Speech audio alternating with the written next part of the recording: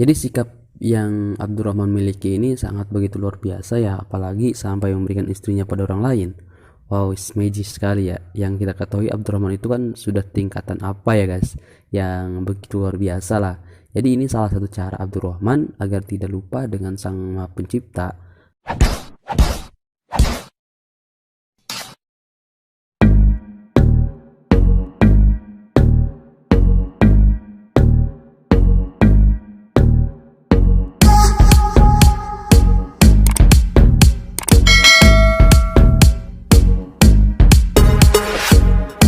Assalamualaikum warahmatullahi wabarakatuh. Kembali lagi bersama gua di channel Siranto Berkarya. Di video kali ini gua masih membahas tentang seputar para sahabat Nabi ya guys. Dan mudah-mudahan teman-teman semua selalu dalam lindungan Allah Subhanahu wa taala. Mudah-mudahan dengan gua share video tentang kisah sahabat Nabi, teman-teman semuanya bisa mengambil hikmahnya dari apa yang telah gua paparkan ini. Nah, dengan itu jangan lupa dukung channel gua dengan like, comment, and subscribe. Dan jangan lupa klik loncengnya agar tidak ketinggalan video yang terbarunya, baik dari kisah sahabat Nabi ataupun kisah-kisah yang lainnya. Jadi gua harap teman-teman menyimak sampai beres ya, karena di cerita ini menurut gua sih sangat banyak banget nilai-nilai positif buat kehidupan kita. Jadi di video kali ini gua mengambil contoh sahabat Nabi yang bernama Abdurrahman bin Auf.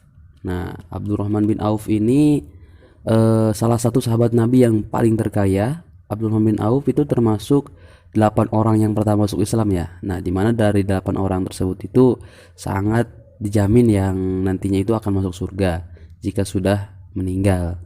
Jadi Abdurrahman dan sahabat Nabi yang 7 itu sudah jelas gitu ya. Jika dari sahabat itu meninggal, Allah akan memasukkannya ke dalam surga. Mungkin yang gua tangkap di sini ya, karena orang-orang yang pertama itulah yang memeluk agama Islam. Nah, yang kita ketahui kan kita itu bukan seorang yang pertama masuk Islam ya, melainkan kita itu masuk Islam itu sudah dari beberapa generasi. Nah, akan tetapi tidak menutup kemungkinan untuk kita tidak masuk surga. Jadi bagaimana nih jika kita ingin masuk surga? Ya intinya kita harus ittaqullah, bertakwa kepada Allah, berbakti kepada orang tua, menjalankan perintah Allah dan menjauhi apa yang dilarang oleh Allah. Intinya lahir batin tuh kita harus baik dan menjadi soleh bagi laki-laki, soleha bagi perempuan.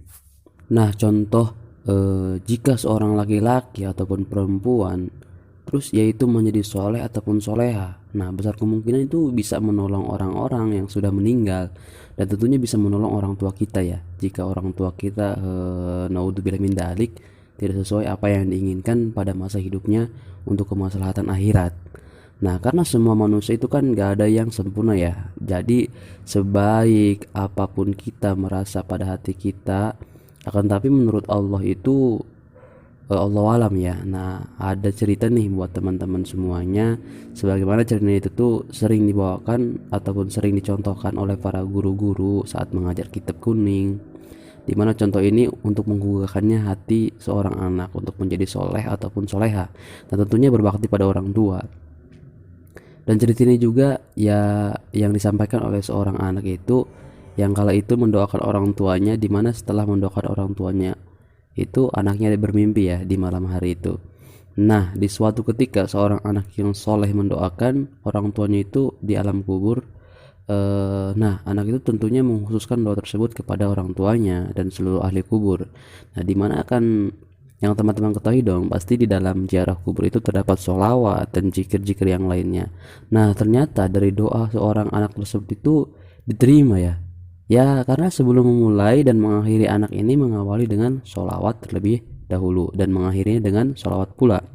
Nah, di cerita ini alhamdulillah doa, zikir dan sholawat anak ini diterima oleh Allah Subhanahu wa taala, dan alhasil dari apa yang dikhususkan pada ahli kubur itu datang ya yang namanya sebuah cahaya, di mana cahaya itu yang bisa menolong ataupun meringankan siksaan-siksaan yang ada dalam kubur. Dimana ahli kubur ini sangat begitu bahagianya dengan doa-doa tersebut dan mengucap terima kasih pada seorang anak tersebut. Nah, buat teman-teman nih, buat teman-teman semuanya, jangan pernah lelah untuk menjadi seorang yang baik. Dan tentunya dimana kan perlu teman-teman ketahui nih dengan apa yang sudah gue paparkan itu, dan intinya soleh dan soleha ya, Oh iya, kita juga kan mendoakan kedua orang tua kita itu bukan hanya sudah meninggal saja ya, melainkan dari semasa hidupnya juga kita harus selalu mendoakannya setiap waktu, karena itu salah satu bukti kita kepada orang tua kita. Maksudnya bukti bahwasanya kita berbakti kepada orang tua. Nah, kita kembali lagi ke cerita Abdurrahman bin Auf. Jadi Abdurrahman bin Auf ini seorang pedagang yang begitu sukses pada masanya, dan sampai-sampai Abdurrahman bin Auf ini sahabat Nabi yang paling terkaya di masa hidupnya. Nah, di saat itu Abdurrahman dekat dengan Abu Bakar As-Siddiq. Nah, dimana kalau itu sama seperti Abdurrahman masuk Islam pula dan menjadi Khulafaur Rasyidin pertama itu. Nah, dimana yang mengenalkan agama Islam kepada Abdurrahman, Utsman bin Affan, Jubair bin Awam, Tolham bin Ubaidillah, dan Sa'ad bin Abi Waqqas. Nah, dimana tanpa sebuah keraguan lagi, dan mereka itu langsung menghadap kepada Rasulullah SAW dan menyatakan keimanannya. Nah, dimana diceritakan setelah menyatakan keimanan dan masuk ke agama Islam, di mana Abdurrahman itu dan kala itu selalu berada di samping Nabi Shallallahu Alaihi Wasallam. Ya, intinya selalu pada Nabi Muhammad Shallallahu Alaihi Wasallam. Di mana jika Rasul tidak di masjid ataupun tidak berjihad dalam perang, di mana Abdurrahman ini meluangkan waktunya untuk berdagang. Jadi di mana dalam dagangan tersebut Abdurrahman bin Auf ini sangatlah sukses. Ya, dimana rahasia tersebut salah satunya menghindari yang haram dan subhat ataupun yang tidak jelas kehalalan dan haramannya. Nah, ngomong-ngomong tentang tata cara berdagang, tentang berdagang Abdurrahman, gue ingat cerita dari Gus Muhibur Rahman. Beliau ini salah satu guru gua yang ada di pondok. Beliau ini sangat istiqomah sekali dalam mengajar ataupun mengaji dengan mahasiswa-mahasiswi Institut Pesantren Kiai Haji Abdul Halim. Nah, di mana beliau ini biasa mengajar di malam Kamis, hari Kamis, dan malam Jumat ya. Nah, biasa yang dikaji kitabnya itu Targhib wa Targhib, Fathul Ghois, dan kitab Hiyatul Banat wal Banin. Nah, di mana kalau itu beliau menceritakan tentang bagaimana seorang Abdurrahman bin Auf dan dalam berjualannya. Nah, seorang Abdurrahman bin Auf ini selain menghindari yang namanya haram dan subhat, Abdurrahman ini sangat menakjubkan ya. Sangat menakjubkan sekali gitu jika dilihat dari zamannya dan zaman kita saat ini. Karena pada saat berdagangnya itu tidak ada istilah mengambil untung yang banyak ya, dan tidak menyembunyikan mungkin dari kecacatan maupun kebagusannya barang itu. Jadi Abdurrahman ini tidak jadi Abdurrahman ini saat berdagang itu apa yang ada dalam kondisi barang tersebut tidak disembunyikan, melainkan terang-terangan gitu. Tidak seperti di zaman kita ini ya. Mungkin teman-teman tahu sendiri bagaimana tata cara pedagang yang kita ketahui sangat jarang sekali, melainkan tidak ada ya seperti untuk menutupi aib pada barang tersebut. Nah, dimana pasti membagus-baguskan apa yang ada dalam barang tersebut. Nah, dimana guna untuk menarik pembeli. Nah, jadi gue bukan berarti mengklaim bahwasanya semua pedagang seperti itu. Kan gue sampaikan tadi ya bahwasanya tidak semua pedagang sama seperti itu. Nah, dimana ini kan suatu cara perdagangannya. Tetapi jika semua pedagang mengikuti cara dari Abdurrahman, maka semua orang tuh akan masuk surga ya. Dan dari perbuatan dagangnya itulah diadil gitu. Oh iya, di kali itu kan Abdurrahman mempunyai budak juga ya, dimana kala itu budak tersebut ditugaskan oleh Abdurrahman untuk menjaga toko yang di sebuah pasar itu. Nah, dimana kala itu Abdurrahman karena ada sebuah pengajian, jadi sebelum Abdurrahman meninggalkan toko itu, terlebih dahulu Abdurrahman memberitahu dulu kepada budaknya mengenai harga-harga pada barang yang dijualnya, dan menyampaikan juga aib-aib dari barang-barang yang dijualnya. Setelah Abdurrahman berangkat ke sebuah pengajian, nah kala itu ada seorang yang ingin membeli sebuah kopiah di toko Abdurrahman karena ia mau menghadiri pengajian yang dipimpin oleh Abdurrahman. Nah, kemudian seorang itu menanyakan harga kopiah tersebut kepada budak itu. Nah, akan tetapi si budak itu lupa dengan harganya gitu. Kemudian si budak itu memberikan harga kira-kira kalau dianggarkan di zaman kita ya 60.000 lah. Kan tetapi harganya dari Abdurrahman sendiri itu hanya 30.000. Nah, kemudian seorang itu membayarnya 60.000 dan orang itu tidak merasa keberatan ya, karena 60.000 itu harganya cukup normal bagi pembeli tersebut. Nah, kemudian seorang itu menghadiri pengajian yang dipimpin Abdurrahman. Nah, pada saat Abdurrahman memimpin pengajian, tidak sengaja Abdurrahman itu melihat seorang itu yang memakai kopiah yang dibeli dari toko Abdurrahman.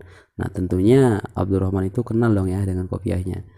Nah, setelah pengajian selesai, Abdurrahman tuh langsung bergegas mendatangi seorang itu dan bertanya, berapa kamu membeli harga kopiah itu? Kemudian dijawab oleh orang itu, saya membeli dengan harga 60.000 dan 60.000 ini sangat begitu murah dan sesuai dengan harganya.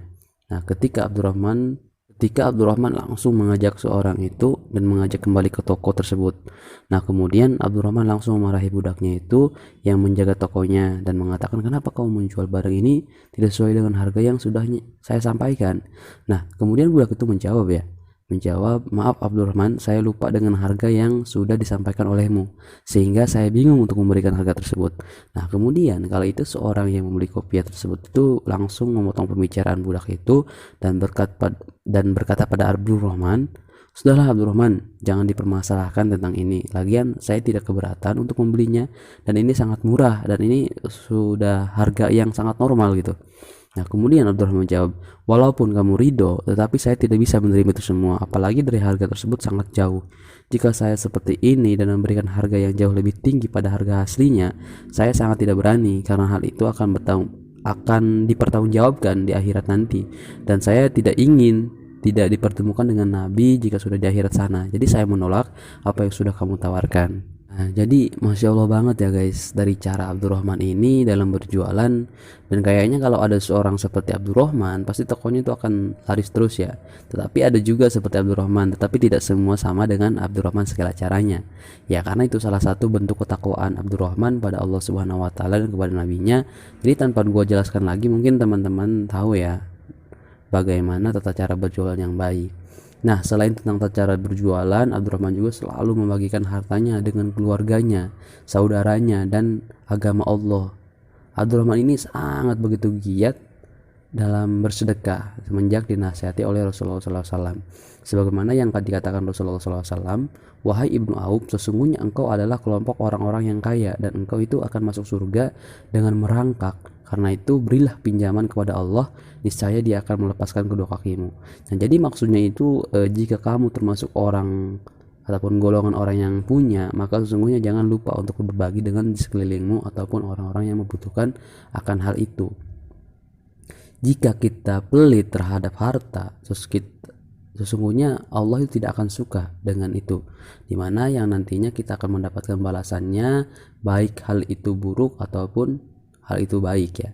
Jadi kita harus ingat bahwasanya harta di dunia itu kan hanya titipan Allah Subhanahu wa Ta'ala, dan jika sudah meninggal kita juga tentunya tidak akan membawa harta-harta itu ke akhirat, melainkan kita hanya membawa amal-amal yang telah kita perbuat selama hidup di dunia. Ya, dengan itu jika kita ingin membawa harta kita, maka perbanyaklah berbagi dengan orang-orang, niscaya kita akan mendapat balasannya itu dari apa yang telah kita pergunakan dari harta kita tersebut untuk kehidupan dunia, untuk kehidupan akhirat ya. Nah, Abdurrahman itu kan salah satu sahabat Nabi yang begitu takut dengan murkanya Allah Subhanahu wa Ta'ala. Jadi apa yang Abdurrahman punya dan ini sangat Abdurrahman senangi, maka itu akan diberikannya pada orang lain, karena takut Abdurrahman itu terjerumus pada hal itu, dan Abdurrahman takut jika rasa sayang itu bisa lupa dengan Allah Subhanahu wa Ta'ala dan nabinya. Nah, suatu ketika Abdurrahman itu menawarkan pada seseorang, wahai Fulan, saya sangat begitu mencintai istriku dan saya khawatir pada diri saya jika saya saking mencintainya saya lupa dengan Sang Maha Pencipta. Maukah kamu pada istriku? Niscaya akan aku ikhlaskan untukmu. Nah, bukan itu saja ya, melainkan Abdurrahman juga banyak dimanfaatkan oleh budak-budaknya dengan perlakuan yang seperti itu. Nah, Abdurrahman ini kan rajin ibadah karena Abdurrahman sendiri sangat begitu mencintai pada seorang yang melakukan kebaikan. Nah, suatu ketika budaknya itu melakukan hal itu, kemudian Abdurrahman mengetahuinya dan membebaskan budaknya, dan terus-menerus seperti itu terus dimanfaatkan kebaikannya oleh para budaknya. Jadi sikap yang Abdurrahman miliki ini sangat begitu luar biasa ya, apalagi sampai memberikan istrinya pada orang lain. Wow, it's magic sekali ya. Yang kita ketahui Abdurrahman itu kan sudah tingkatan apa ya guys, yang begitu luar biasa lah. Jadi ini salah satu cara Abdurrahman agar tidak lupa dengan Sang Maha Pencipta dan nabinya. Memang ya guys, terkadang jika kita cinta ataupun senanglah pada hal itu, terkadang kita juga sampai lupa gitu dengan kewajiban kita, saking kita terikat dengan hal-hal yang kita senangi itu, sampai kita lupa dengan apa yang seharusnya kita jalankan. Jadi teman-teman semuanya jangan seperti itu ya guys. Kalau bisa kita itu harus mempunyai prinsip seperti Abdurrahman ya, agar tidak pernah lupa dengan Sang Maha Pencipta. Tetapi jika teman-teman tidak bisa, mungkin perkara dunia dengan akhirat harus diseimbangkan ya. Karena kita hidup itu kan bukan di dunia saja, melainkan akan ada kehidupan selanjutnya, yaitu di akhirat. Nah, di mana di akhirat itu kita akan hidup selamanya, sedangkan dunia itu kan hanya sementara. Nah, saat itu Abdurrahman pernah menjual tanah seharga 1000 dinar juga, dimana dari hasil penjualan tanah itu Abdurrahman membagikannya kepada seluruh keluarganya Bani Juhroh, istri-istri Nabi dan warga yang miskin ya. Dan Abdurrahman juga pernah memberikan 500 kuda untuk pasukan muslimin yang mau berperang dan menyumbangkan 1500 unta. Nah, sebuah kekayaan menurut Abdurrahman itu tak membuat menjadi kupur dan tamak ya. Abdurrahman dengan hidup dermawan, dan yang Abdurrahman berikan itu bukan hanya hartanya saja, melainkan mempertaruhkan nyawanya untuk berperang saja. Abdurrahman siap untuk memberikannya. Nah, jadi dengan apa yang gue sampaikan dari awal sampai akhir, jadi seorang Abdurrahman semata-mata itu beliau hanya takut dengan harta-hartanya ya. Karena kenapa? Karena hartanya itu takut jadi penghalangnya untuk masuk ke surga. Dengan itu Abdurrahman itu sangat begitu giat berbagi dengan harta yang dimilikinya. Baik, mungkin itu saja yang gue paparkan. Mudah-mudahan apa yang gue sampaikan ada manfaatnya. Kurang dan lebihnya mohon maaf. Wabillahi taufiq wal hidayah. Wassalamualaikum warahmatullahi wabarakatuh.